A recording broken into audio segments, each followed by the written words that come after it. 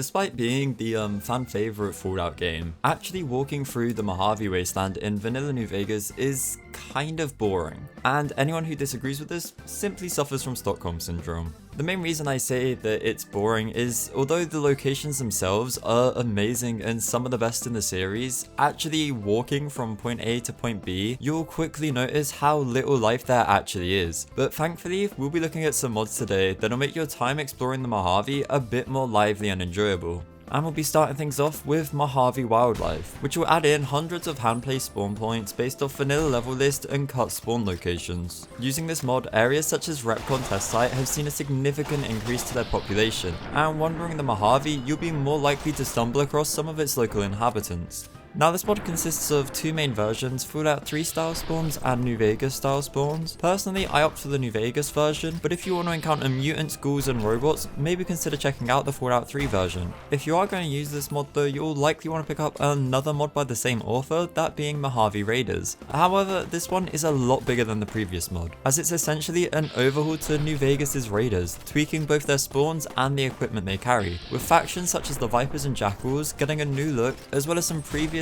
empty locations being home to some new inhabitants. This mod also rebalances raider loot, so you'll find that unlike in the vanilla game where you'll have an abundance of items by the midway point, things will be a lot more balanced throughout an entire playthrough with this mod installed, as it fixes what appears to be various oversights in the raider loot pool. Overall, this mod is great if you want to add in a few more raiders to your game whilst preserving game balance. But if you're finding that your game still feels a bit too empty, maybe consider adding on Living Desert to the mix, which will make the wasteland feel a lot more dynamic, and it will add in things such as visible consequences to your choices that are represented in the in-game world, in the form of faction patrols or various other things such as decreases in populations of certain areas. This mod will do a great job at making New Vegas feel as it's described in the lore, and similar to the previous mod, it will also make some of those previously boring and uninhabited locations no longer empty with new occupants. But anyways, be sure to check out the mod page as this mod does so much more than what I could possibly cover here. But anyways, sadly I think that's all we have time for today.